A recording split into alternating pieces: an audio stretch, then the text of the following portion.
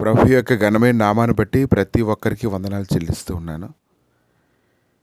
ఈరోజు ప్రతి ఒక్కరు కూడా ఇతరులని తమని జ్ఞాపకం చేసుకోమని కోరుకుంటూ ఉంటారు. ముఖ్యంగా ప్రభువుని నమ్మినటువంటి ప్రతి ఒక్కరు కూడా ప్రార్థనలో జ్ఞాపకం చేసుకోండి అని ఎక్కువగా ఆ మాటను ఉపయోగిస్తూ ఉంటారు. కానీ ఎంతమంది వారిని మరి జ్ఞాపకం చేసుకుంటారో తెలియదు, కానీ మనుషులైతే మర్చిపోతూ ఉంటారు.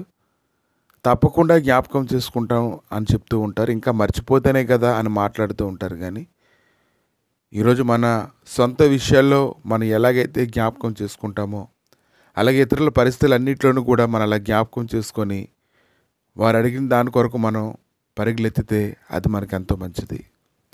ఆదికాండం 40వ అధ్యాయంలో కొన్ని వచనాలు చూసినప్పుడు యోసేపు అనేటువంటి యవనస్తుడైతే పానదాయకుల అధిపతికి ఎంతగానో బ్రతిమలాడుకుంటూ ఉన్నాడు. ఎందుకంటే పానదాయకుల అధిపతి కూడా చెరసాలలోనికి రావాల్సినటువంటి పరిస్థితి వచ్చింది. కానీ ప్రభు అయితే అతని కళల ద్వారా ఒక విషయాన్ని గురించి బయలుపరిచినప్పుడు దాని వివరణ అయితే యోసేపు చెప్పి అతను చెప్తూ ఉన్నాడు. ఆ ద్రాక్షవల్లికి 3 తీగలు ఉండెను, అది చిగురిచినట్లు ఉండెను, దాని పువ్వులు వికసించెను, దాని గెలలు పండి ద్రాక్ష ఫలములు ఆయను. మరియు ఫరో గిన్నె నా చేతిలో ఉండెను, ఆ ద్రాక్ష ఫలములు నేను పట్టుకొని ఫరో గిన్నెలో వాటిని పిండి ఆ గిన్నె ఫరో చేతికిచ్చితనని తన కళను యోసేపుతో వివరించెను. పానదాయకుల అధిపతికి చెరసాలలో ఉన్నప్పుడు ఆ కళ వచ్చింది. అప్పుడు దానిని గురించి యోసేపు ఇలా చెప్తూ ఉన్నాడు. ఇక 3 దినముల్లోగా ఫరో నీ తలను పైకెత్తి నీ ఉద్యోగం నీకు మరలా ఇప్పించును. నీవు అతనికి పానదాయకుడివై ఉన్ననాటి మర్యాద చొప్పున ఫరో గిన్నెను అతని చేతికి అప్పగించదువు. కాబట్టి నీ క్షేమం కలిగినప్పుడు నన్ను జ్ఞాపకం చేసుకొని నా యందు కరుణించి ఫరోను నన్ను గురించి మాట్లాడి ఈ ఇంటిలో నుండి నన్ను బయటికి రప్పించు. ఏలయనగా నేను హెబ్రీయుల దేశంలో నుండి దొంగలించబడి తిని అది నిశ్చయము, మరి చెరసాల నన్ను వేయటకి ఇక్కడ సహా నేనేమీ చేయలేదని అతనితో చెప్పాను.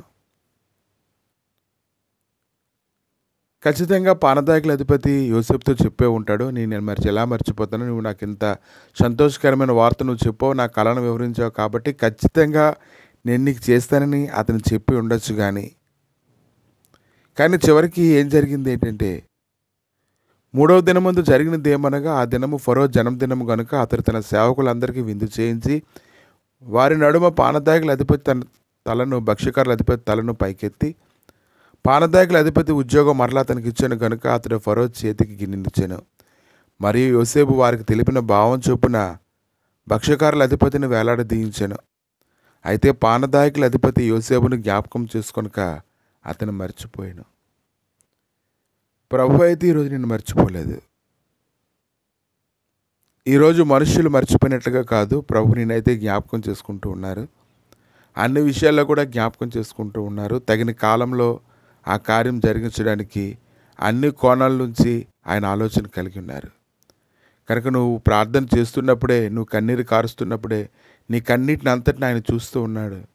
కనుక ఒక దినాన్ని నేను హెచ్చిస్తాడు. నేను ఎలా హెచ్చిస్తాడంటే, మీ బ్రతుకు దినములన్నింటిలోనూ నీకు ఇష్టమైన అధిపతులు నిన్ను పరిపాలించేటువంటి స్థితిలో దేవుడు నిన్ను ఉంచనే ఉన్నాడు. యోసేపు కాలంలో ఎలా జరిగిందంటే, అతను బ్రతుకున్నంత కాలం అతను అధికంగా ప్రేమించేటువంటి రాజులు అతని జీవితంలో ఉండడాన్ని మనం చూస్తూ ఉన్నామండి. కనుక ఆయన ఆలోచనలు గొప్పవి, ఆయన ఉద్దేశములు గొప్పవి.